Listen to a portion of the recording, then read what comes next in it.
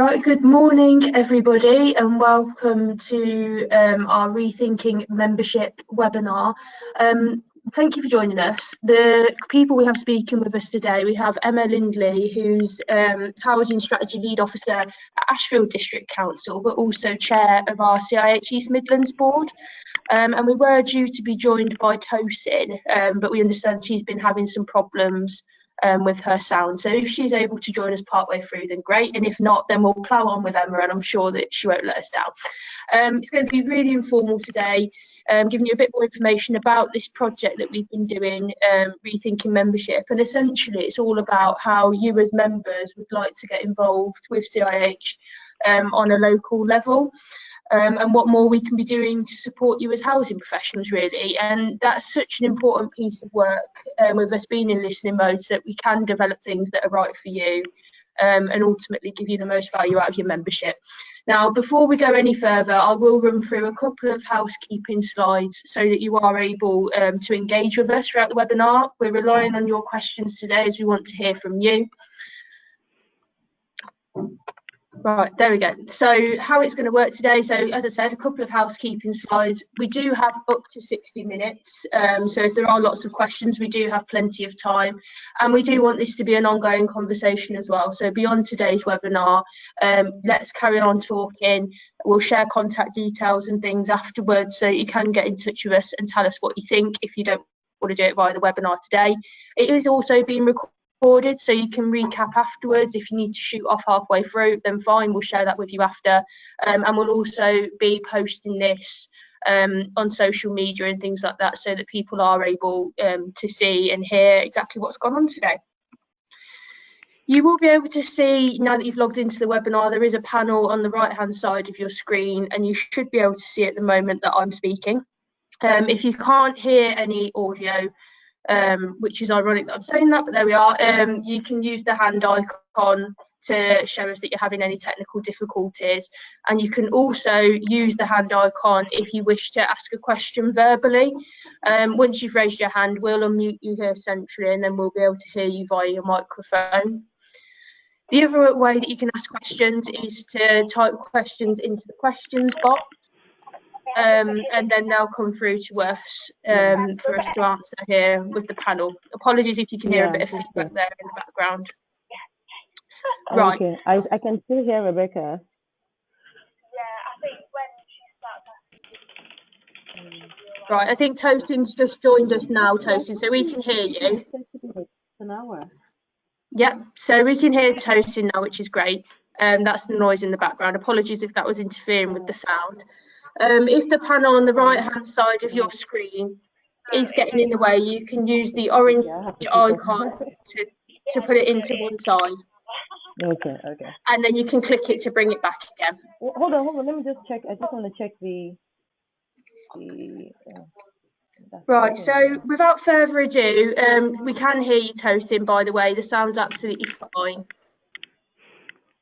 Okay, brilliant. So without further ado, then we'll get started. So Emma, if we start off with you, if that's okay. Yeah, okay, perfect. This is Emma, everybody, so we'll virtually meet Emma. I don't know if it's worth just introducing yourself a bit further, Emma, and letting us know how you've got involved with CIH in the first place. Yeah, absolutely. So I've been involved with CIH, I think 5 or so years now. Started, like many people do, as a student with CIH, joined as part of my membership, and actually the East Midlands Regional Board used to offer a bursary scheme for students. I was successful in applying for that, and as part of that bursary got a place on the East Midlands Board as a co-optee, and I've been there ever since, and over the 5-year period have acted as their comms lead, then as vice chair, and for the last nearly 18 months as the chair. And what's kept me involved is being part of a really great network of professionals in the region, working together to deliver hopefully some really great content for our other members and non-members as well. We really enjoy helping out our fellow peers, our colleagues, to be the best they can be, and sort of putting on events to help people navigate through all this change and all these new things that we all have to get to grips with, and really excited that we're rethinking how we do that, keeping it really fresh, and making sure that we're giving people lots of opportunity to tell us what else they'd like us to do, and super keen to get more and more people on board with us. So really excited to hear about hopefully lots of offers from people to volunteer and join the movement. Yeah, definitely. Okay, Toasted, can you hear us okay still?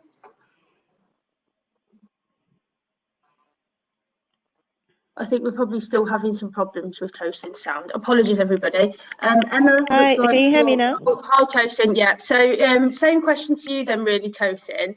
So, how did you first get involved with CIH in the regional board? Oh, well, mine was more like it wasn't something I ever planned, but I did my level 4 not too long ago, a few years ago, and from there I kind of got really stuck in and interested in what housing was about generally. The policy side of things was very, very, and very, very, was wide, it was broad, it was very interesting, and this got me thinking, oh, okay, how come I don't know so much about the housing sector? And I then got an email from CIH after I'd completed my course, and there was the opportunity to join the board. But I thought because I was in such a junior role within the organization, I wouldn't be considered. So I had that vision of it's just for senior management, But I called in and asked them. I told them what my qualifications were and where I was in my professional life, and they were like, "Oh no, please, everybody's welcome." And with that, I applied and I got a role to be a member of my board, the West Midlands region, so which was really good. And at the moment, I'm now the vice chair, 3 years down the line, and looking forward to be the chair very soon. So yes, this is it's been a really great opportunity to learn new things, develop myself, and to get to meet so many wonderful people within the housing sector and learn new skills and best practice across the board.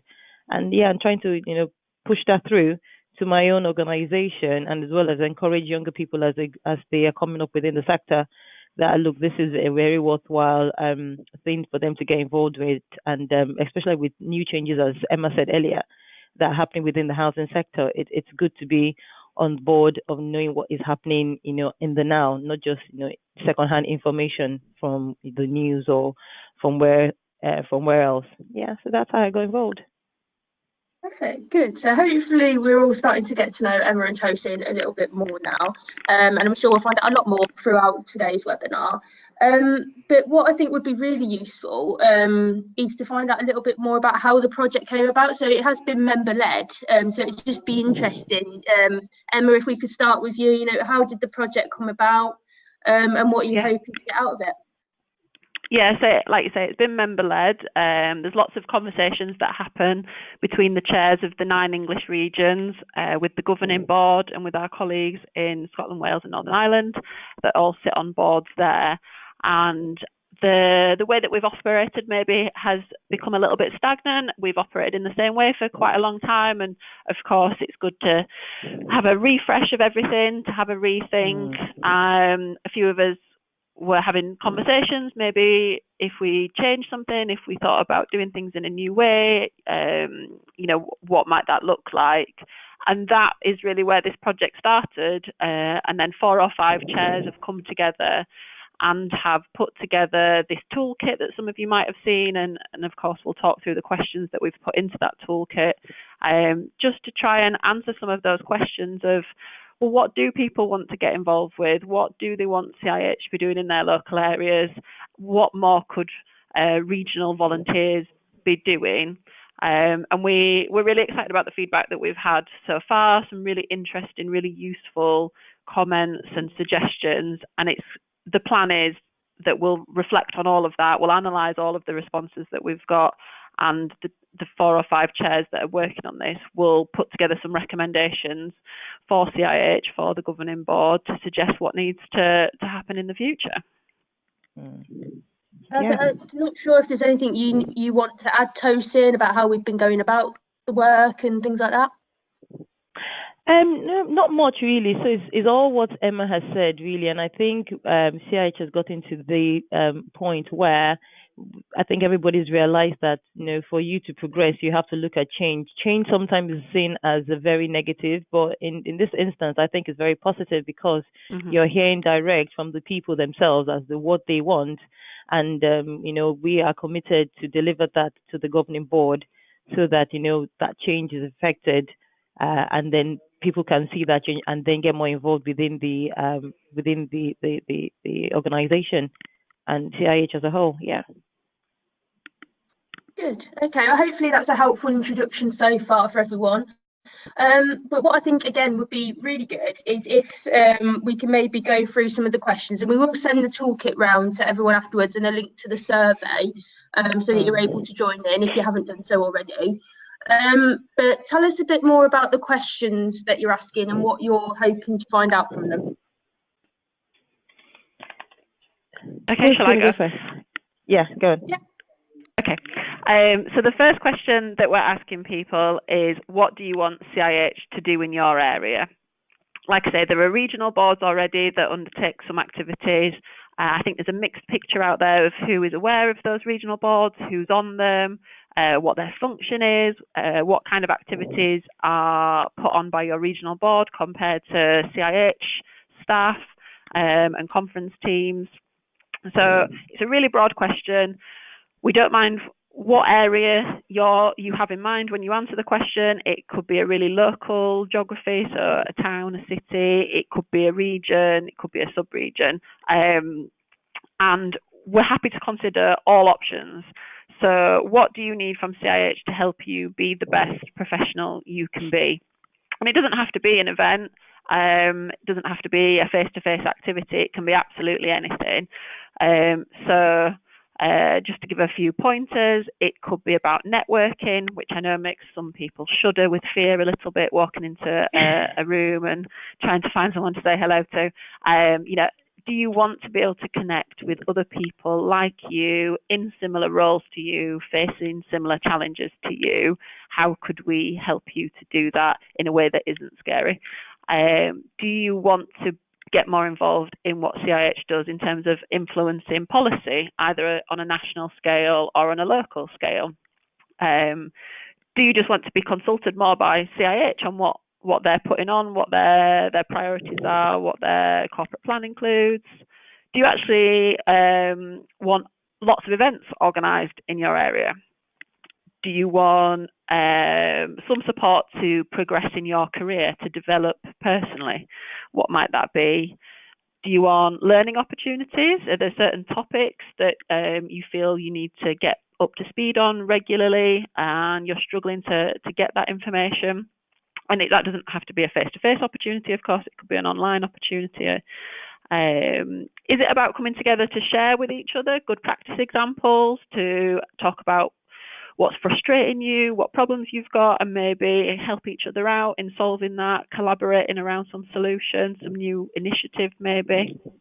Is it a combination of these things? And what is that area that you would like to see that happening? Those are all the things that we've come up with, but by all means, that is not an exhaustive list, and we'd love to hear just absolutely any thoughts about what you'd like to see CIH doing in your area.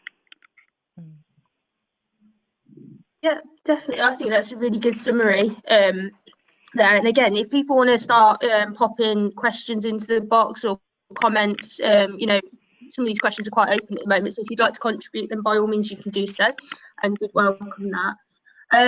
So far then, I know we've done quite a few workshops together, and there's been some survey responses and things. I think over 400 people now have responded to the survey, which is fantastic.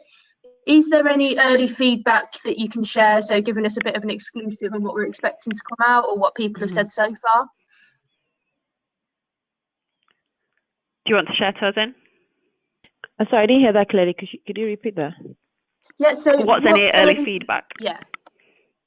We've had a lot of feedback. I think a lot of people are very interested. Well, from the feedback from Twitter, for example, it's been very, very close to having to do with meeting up with other organizations to kind of shadow people, because obviously Mhm. the way it works for one organization will be different for another organization. Obviously, you're looking at different localities and different issues that might arise, but you can always glean a lot of things from what people are doing to see how you can either adapt or tailor it to what you're already doing in your own local area.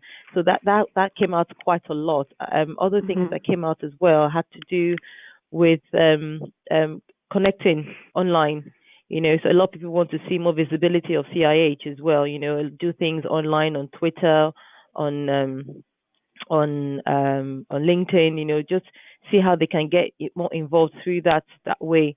I think there are a few mentions, obviously, about development. And that's also very key because life is a progression.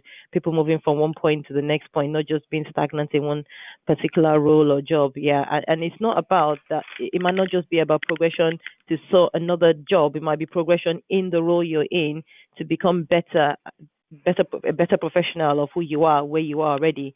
But you want to have more expertise and more knowledge for you to either develop others around you or just develop yourself as an individual. So there has been a lot of good feedback come out from Mhm. the Twitter debates and from the workshops. I've had one or two already in my organization, and yes, a lot of people are quite interested, but they want more visibility from CIH, for example. Let's say it be Mhm. in my face more like, and tell me who you are, tell me everything that you want me, what you have in store for me, and I think that's good because if people have a thirst, then they're more likely to be more committed going forward.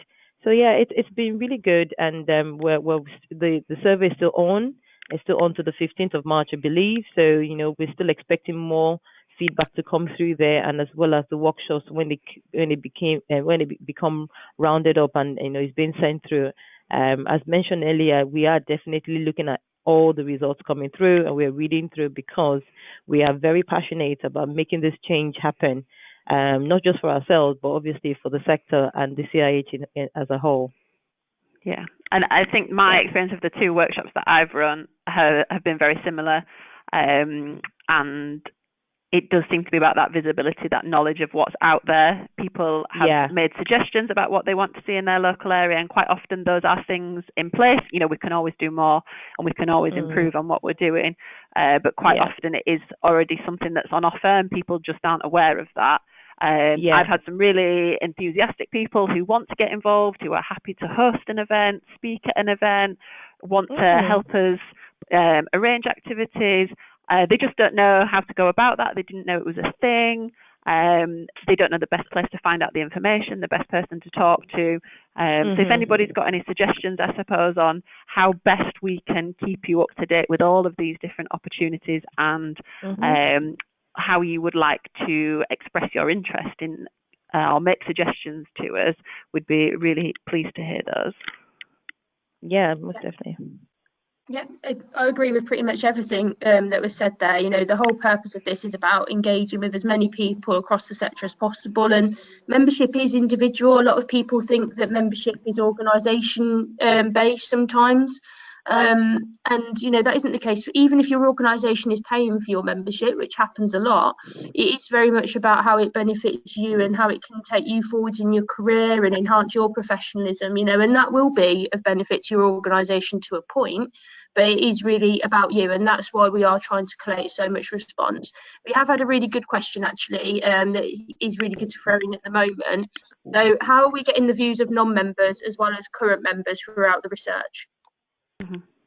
Mm. So the survey is open to everybody, and we're spreading it between us as wide as we possibly can. Of course, CIH are sending it out to their members, but we're promoting it as much as we can as regional boards. So there are 9 regional boards in England. There's probably, on average, 10 people on all of those boards. We've asked everybody to circulate that to all their contacts in all their organisations. We've asked each board to run 5 workshops as a minimum in each region.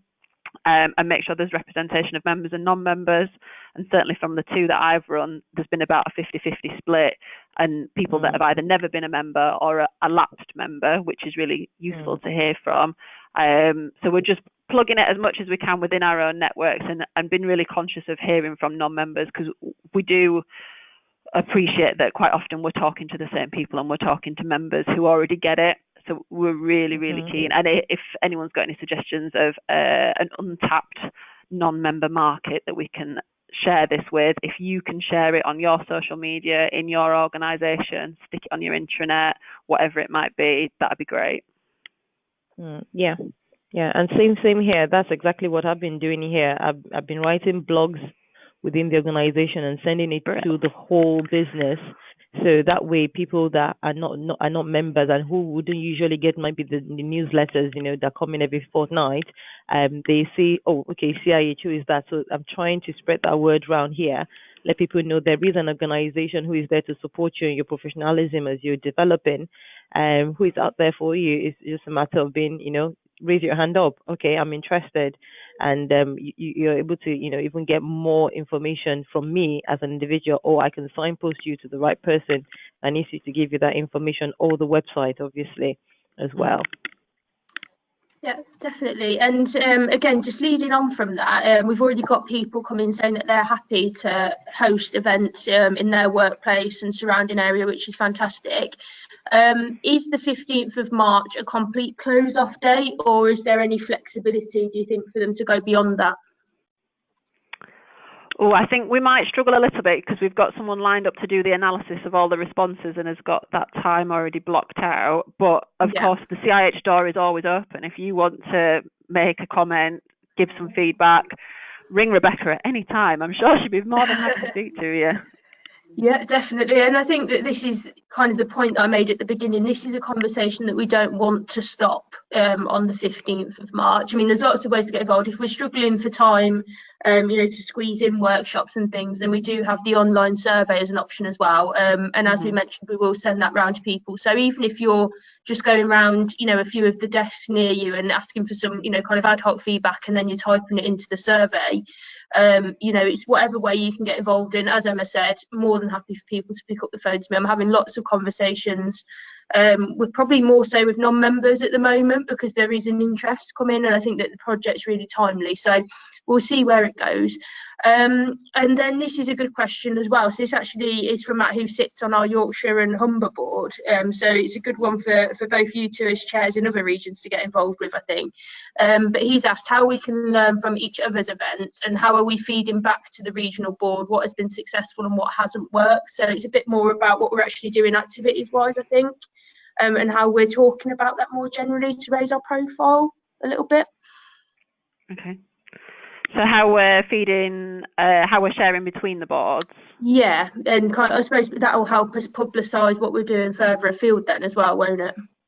Yeah, I think obviously we've got great support from CIH in terms of regional managers. So we've got 3 managers covering the 9 regions who pull together lots of activity plans, who have that overview of what each different region is up to. And certainly I know from my perspective at board meetings, Jill, who's our regional manager, would tell us, Southwest have done this idea, it's worked really well for them, or West Midlands have done something really great. You might want to think about replicating that. Certainly with the Owning Your Future events that have been happening, that started in one region and then has been replicated in others because of how that works so well. We get some opportunities to come together, so a few of us will attend, chairs and vice chairs will attend the governing board meeting in September, the main away day, and that gives us a good time to speak with each other and just share what we've all been getting up to.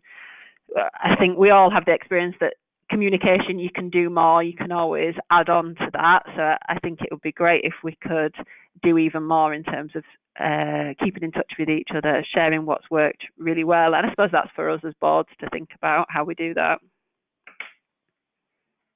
Yeah, and I think that kind of sums up one of the main reasons we're doing this project anyway. It's all about how we engage with people across the sector to find out exactly what's going on and what people want to see. We are the sector's professional body, and in order for us to be effective and uphold those standards, the ethics and everything that a professional body should be about, it is really reliant on us knowing what's going on and what people are kind of facing day to day. So being able to share knowledge and feed that into the regional boards and beyond is really important. We've had quite a few examples recently where we've had organisations that are based in London that are quite keen to hear what's going on in the North East, because it's the complete polar opposite to their situation. So one way that we're able to do that is by linking into our regional board, which represent the North East, and sending them to London, or, enabling those conversations to happen, because one of the main member benefits at CIH is all linked to knowledge, and also the community and the network. So the two go hand in hand, but it is really about us being able to respond and being relevant to what's going on in the sector. So hopefully that answers those points there. A few more questions for us. So why should professionals get involved with CIH? So we've touched on it a little bit, but why is it that you chose to get involved? I know we recapped on that a little bit earlier, but in terms of both of your opinions, why is it important? Tozin, do you want to go? If we've got, we might have lost her. Okay, I'll keep talking. Yep, go on, Emma. Okay, so why should professionals get involved? So I always say for CIH membership, you get out of it what you put into it. There's a lot of information there, and I think CIH would hold their hands up that sometimes the website isn't the easiest to navigate, but CIH are super helpful. If you are ever struggling to find something, if you've got a question and you think CIH can help you, then pick up the phone, drop them a tweet, drop them an email. Somebody will pull together some information about the subject problem that you've got. So it's a resource that's there for you to make use of. And I think the more you immerse yourself into what is on offer from CIH, the more benefits you will get from it. And like Rebecca highlighted earlier, CIH is your professional body. It exists to make sure that we're all at the top of our game, essentially. The jobs that we do are important. The decisions and actions that we take every day make such a big difference to people's lives, and that can be a good thing, but it can be a bad thing sometimes, the decision-making power that we have. So it's only right that we do that in the best possible way, and that means having the right knowledge, skills, behaviour, following the ethical guidance in making those decisions. So that for me is why it's important to be a member, to keep up to date, to do your continuing professional development, your CPD every year.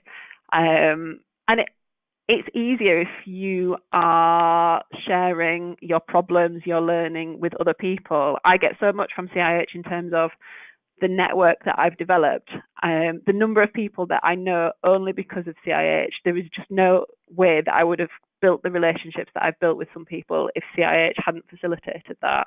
And that I can drop them a tweet, a text, an email, a phone call at any time about anything, and I get such a supportive response. People are so willing to help if you ask for it. And that is sort of the very, very invaluable side of CIH for me. And I know sort of my CIH board colleagues really, really value that as well. That's a really top benefit for them. Yeah, definitely. I think for those of you that are kind of typing in questions and feedback at the moment, it'd be good to know what you think the benefits for you are personally if you're already a member. That would be really useful to kind of pick that up as we're going through. And I guess, a lot of the kind of things that we've been talking about recently, there's a really good line from our president, Jim Strang, who's been quite a lot of sessions at the moment and speaking slots. And he's very much of the opinion that as a housing professional, you can do more for someone in one day than a lot of other professions can do in a whole lifetime. And, that's exactly what Emma said there about how important it is, the work that you're doing. So definitely it can have a big impact. And that's why it's important that there are a set of professional standards and competencies and that support network really around you whilst you're out there making these, vital decisions for people. So next kind of question then, and this is something that I get quite a lot, Emma. It's normally around the price and cost of membership. What are your thoughts on the price points? Maybe from the feedback that we've had already. You can relate your own experience. Maybe it'd be useful to kind of talk people through that, I think. Yeah, so this obviously has come up in conversations that I've had just generally as a board member, and then specifically in the Rethinking membership workshops that I've run. And we did have a good debate about it at a recent workshop, and I got to the point where I said, okay, imagine that the price isn't a problem, it's 10 quid or whatever is affordable for you. would you be a member at that price? And some people, there's no point hiding the fact, said for them right now, no, they don't feel that it offers the value even at £10. So I think, to me, price comes with the value question alongside it. So I think understanding what people value and what's important to them is our first issue that we need to get to the bottom of. There have, of course, been some sort of changes, improvements in the pricing structure. So if you're under 30, you can join for £60 a year. And I know that there's been really good take-up of that. I think we're just beyond the first year of that offer. And there's been some good retention rates as well. People obviously finding that it does offer value to them. I think in the Twitter debate that we had, there was mention of the cost of attending events as well. So there's different pricing options. For the regional events, we tend to do those free for members and about £40 for a non-member, and that's usually a couple of hour session. Webinars tend to be about £20 for non-members, so that's a low-cost option as well. But then, of course, we get to the sort of national conferences or the bigger London events, something like that, and you're getting into a few £100s. And there was feedback that that can be unaffordable if your employer isn't able to support that. If you work for a small organisation, for example, and you just don't have the resources. I work for a local authority. Our training budget is about a couple of £100 per person per year. It doesn't go very far. So it's definitely an issue that's been raised. I don't know that we've got to the bottom of it yet, and it's something to keep thinking about. So any constructive feedback in terms of what would make you value it so that it is worth, I don't know, a couple of £100 a year, or realistically, is that always going to be out of reach for some people? And what thoughts are there around a lower price offer that is obviously commercially viable for CIH as well? There's quite a lot to balance. And like I said, I think we'll have to think about it a little bit more, won't we? Yeah, definitely. And that's something that as head of membership, I'm kind of working on at the moment. And, off the back of this, we'll start to look at a lot more as well. I think that, it is exactly about value. At the moment, we're on a big push to engage a lot more with employers as well. So a lot of people, if you'd have read the Green Paper, will have seen that CIH was mentioned and that there was a big focus on professionalism. So at the moment, we're in a really good place where government are inviting us quite a lot to go down and speak to them, and they hosted a roundtable on professionalism for some of our corporate partners the other week, which I know some of you that have dialed in were a part of as well. And that shows you that the appetite's there and that they're considering what exactly does professional look like within the sector, and they're coming to CIH and coming to our members for that guidance because we are the go-to place for it. So we're in a really good position where we can actually use the feedback that you're all giving us in these surveys and these workshops to not only develop a really good member offer, but potentially as well feed that into our call to government about what that looks like and how important it is moving forwards. Yeah, absolutely. Sorry, Rebecca, I think what you said about the employer engagement is a really crucial part as well. And again, it's a conversation that comes up very often, that balance of, promoting the benefits of CIH to individuals, but also to organisations, to those decision makers, those people that hold those elusive purse strings. I hear quite often from people that have been in the sector maybe 20, 25, 30 years. In the past, you would see it on job descriptions. It was just more of an expectation that you would either be a CIH member, have a CIH qualification, or you would work towards it. And because of that, it was supported more so by employers. So there is certainly work going on to engage with employers. That's one of the role of regional managers. I've certainly been a part of that with some of our organisations in the East Midlands. And we're seeing some really good take-up of that. We're seeing people investing again now in new recruits and working with CIH to develop the training program or the apprenticeship program that they go through to make sure they get that really good contextual knowledge. They acquire those skills and those behaviours that CIH have put together in terms of what professionals need to work in housing. And I think one thing I would ask of everybody is, if you think being a CIH member is important, if you think having a qualification is important, if you think being a professional doing the job that you do is important. What opportunities have you got to push that message? You know, some of us on the call are the decision makers in these organisations. We have got influence in our organisations. If you want to do a qualification, if you want to recruit someone that is a member or offer membership to them, that would be great if you could think about including that. And really selling the benefits of CIH. And of course, if you think there's a gap in what CIH offers to meet what you need from your workforce, then of course pick up the phone, let them know. They're always happy to hear from the sector. Yeah, definitely. And, you know, it's about us working out the best ways to be engaging with people as well. You know, historically, we would have sent a lot of emails maybe, you know, and we didn't have regional managers out there on the ground. So if you haven't had a meeting with your regional manager, that would be a really excellent place to start as well. And it isn't about us, you know, being able to sell memberships or sell sponsorships or anything like that. You know, first and foremost, our role as the professional body is to stand up for the sector, you know, and show that professionalism is important, and the byproduct of that, you know, is hopefully that people will decide to become a member. But if that's not valuable in the first place, then people won't have that kind of desire to do that. So that's the whole point to what we're doing. A couple of suggestions on things to bring prices down. So trying to develop more sponsorship to reduce the cost of events.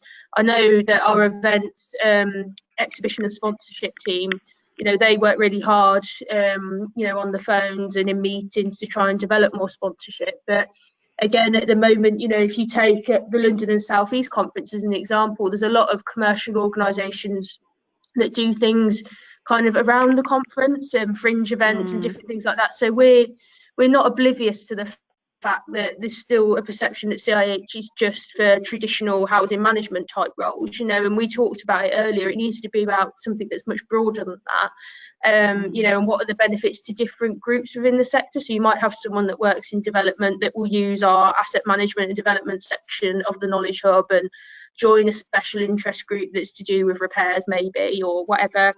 And, you know, you might have someone that's more of a commercial organisation that just wants to use their membership for the networking, again, which is absolutely fine. And that's, again, bringing us back to this point that membership is very much individual and it is what you make of it.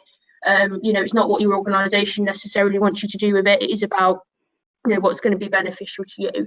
And again, if your organisation is working with contractors, etc., you know, there is a big benefit to them being involved. You know, you can be a really excellent repairs operative, but if you've never worked in the social housing sector, for instance, the demands and the expectations on you as an individual are going to be, you know, vastly different to what you'd experience perhaps in the private sector. So membership therefore offers the benefit of helping those people understand the context in which they're operating. And we've got quite a few people now that are joining our regional boards or, you know, coming along to events and, you know, becoming members ultimately in order, you know, to support that, because they see that professionalism is important to them as well. And whilst it might not be their first professional body, you know, that might be the CIOB if you're in asset management or construction, you know, it's still important that CIH can give you the context of what you operate in. I'm not sure if you've got anything to add to that, Emma. No, completely agree with what you said. Good. Okay. It's not often that happens. Okay. So tell us a little bit then, Emma, about what your region's working on at the moment, just really to help give the audience an idea of what currently happens and how regional boards, you know, facilitate locally. Yeah, so the current structure of the board is, I think we have up to about 15 people that sit on the board, and we plan a host of activities across the year. I'd say in the East Midlands, we've stuck to a usual format of maybe 6 events through a year, and they're each a couple of hours long. You get maybe a spot of lunch and an opportunity to network over some sandwiches, and then we will beg, steal and borrow a room, some people that we know to talk about an interesting subject. So we, in January every year, have held a leaders roundtable breakfast. I think we had almost the best attendance we've ever had at the one this year, and we focused that on professionalism and the role of housing professionals in tackling stigma. The previous year, we talked about the workforce being fit for the future. And we get good attendance from CIH staff as well to that, and that is one of our ways of feeding into the work that CIH does. So we bring people together to have conversations around an important topic and feed in that feedback to CIH to use that in their different projects. The next event that we've got coming up is on fire safety. Don't need to explain why that's important. And the format that we take is to use local examples. So Leicester City Council, for example, are hosting that one. And then we've got colleagues from EMH Housing Association to tell us about the fire safety partnership that they've got in place. So we try to bring the local context to national issues, bring along some local practitioners who can share their approach to it. And then because of the networking opportunity, people hopefully can get in touch with each other afterwards if that's beneficial for them. The other things we've got planned, and it's a repeat of what we'd done last year, is this Owning Your Future event. So this is very much focused on personal development, career development. We found that was the first time we'd done that event last year, and it went down really, really well. So we're finding that people really value the time to sit and think about their skills, where they want their career to go, and to get some advice on how they might sort of work their way through that. It doesn't seem to be something that you can readily get your hands on elsewhere. We've previously done some sort of soft skills training, if you like, so resilience type things, but found the take-up of that to be a little bit lower. So reflecting on that, sort of leaning towards these career development, personal development, topical issues with that local example of what's happening. And then Rebecca and I have been having a conversation over the last couple of days following what's come out of some of these workshops so that we can start acting on the feedback that we've already had. And a couple of newer members of staff or junior members of staff have said to me, you know, we don't get to go to many events, but we'd really like to understand the current picture, the current policy landscape, maybe once a year, just to get a good overview of where are we right now, where have we come from, and what's on the horizon, just so that I understand where my day job is positioned in the big wide world of housing. So starting to get the ball rolling on, could we put something like that in place? And to go back to the earlier question from Yorkshire and Humber colleague about learning from others, Rebecca could show me an example of a board, was it the South East, that had already done that, so we can learn from what they've done, how it worked for them, tailor it to meet what we need in our region. So always lots going on. I've got another million ideas of things that I would like to get off the ground. So if you're in the East Midlands and you want to get involved with something, our door is always open. We've always got room for more people. Yeah, definitely. And I think that what might be useful with regards to regional boards and the current structure, whilst we've got those regional boards, you know, as Emma said, the door is always open. You know, by no means is that an exclusive and elite group of people. You're all very good at your job, but, you know, we are always looking for more people to get involved. And I think, you know, the perception of a board, you know, suggests that it is something that's kind of standalone, you know, operating at the top and then, you know, reverting down. But it is very much about members being active, putting stuff on for other members, you know, trying to promote to the wider sector. It isn't an exclusive, you know, group by any means. And again, you know, we're reliant on you as the sector, you know, coming to us and then, you know, us reaching out to you and vice versa in order to support you in the right ways. So yeah, just to kind of reiterate that, you know, you don't have to be a board member to put things forward to be on the board or to even go to a meeting. If you want to go along and see what's going on, you know, just drop us a note and, you know, we're more than willing, you know, to have you there to see exactly what is going on in the region and contribute your ideas as well. And we're always looking for more member champions, of course. Yeah, member champions. Yeah, so exactly that. You know, if you're passionate about the CIH and you want to promote it within your own organisation, we've got a whole toolkit and network of individuals that basically do just that. You know, we'll give them some key messages that they can distribute. They go out, they gather intelligence, bringing that back into CIH, and that's a really good way to get involved. And one of the things that we'll be doing again after all of this research is taking on board your feedback and working out exactly how we do operate at a local level. And, you know, if that's boards that are leading the way, if it's a different structure that people propose, it is very much open-minded. It's about making the right decision and what's best for you as members and for the sector more broadly. So the final thing, and again, we've kind of touched on this a little bit, but what advice would you give, Emma, to a CIH member looking to get more out of their membership? Yeah, I would just say immerse yourself in it. If it's just far too confusing and you don't know where to start, you've got our contact details at the very least. You can find out who is active in your region. You can find out who your regional board members are, who your member champions are. You never know, you might have a member champion in your organisation. We can quite easily hook you up with them. If you've got a particular problem that you need help with, if you're thinking about a qualification but you don't know what's out there, you don't know what might be the best one for you, if you are a member and you're at practitioner grade and you want to be chartered, or you're chartered and you want to be a fellow but you don't really know how you go about moving through those grades, again, just pick up the phone, drop an email, ask the question. It is whatever you want to make it in, and whatever you are struggling with in your day job, in your career development. You know, if it relates to you as a housing professional, there's a good chance CIH can help in some way. So just please get in touch, just shout up. And if you have got a really great idea about some change that you want to see, if you want to start something, bring a group of people together, you're really passionate about making a difference, that's what I really value from CIH, that I can find like-minded people where we want to introduce something new, bring some people together to talk about, well, how could we do this differently? We don't always have to carry on in the same way that we have. You know, that is absolutely an opportunity that you can take up. So I think just get in touch is the main message I've got.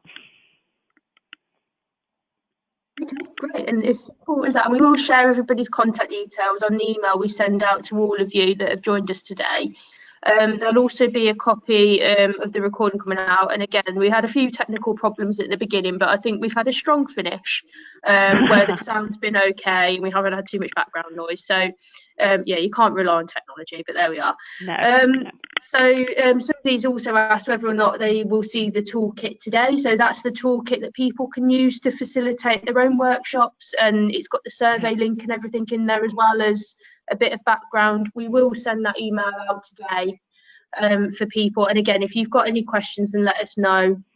I'm more than happy to do that. Emma is a pro at these workshops now, so if anybody wants any advice or, you know, just to kind of make sense of what's happened afterwards, I'm sure we're kind of volunteering you, but I'm sure you'd be willing to help, wouldn't you?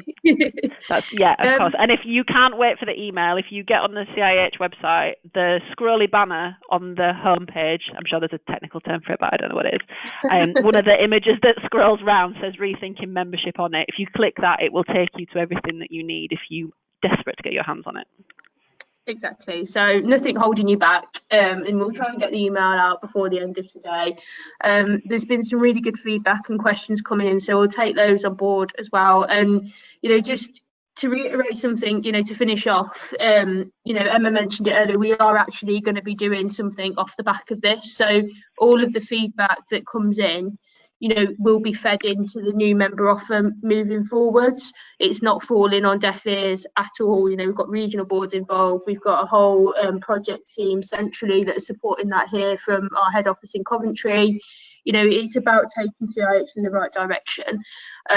So yeah, thank you, Emma, for letting us pick your brains, and to Tosin earlier. I know she dipped out, but she did have some useful contributions before her sound departed her again. And thank you to all of you for joining us as well. It is really important, and we're grateful for all of you getting involved and coming up with some really good suggestions. So we will take those forwards. My contact details will be on the email later. I'll put Emma's and Tosin's on there as well. So please do reach out to us. There's a little bit of time left. The deadline isn't for another couple of weeks yet. So try and get involved as best you can.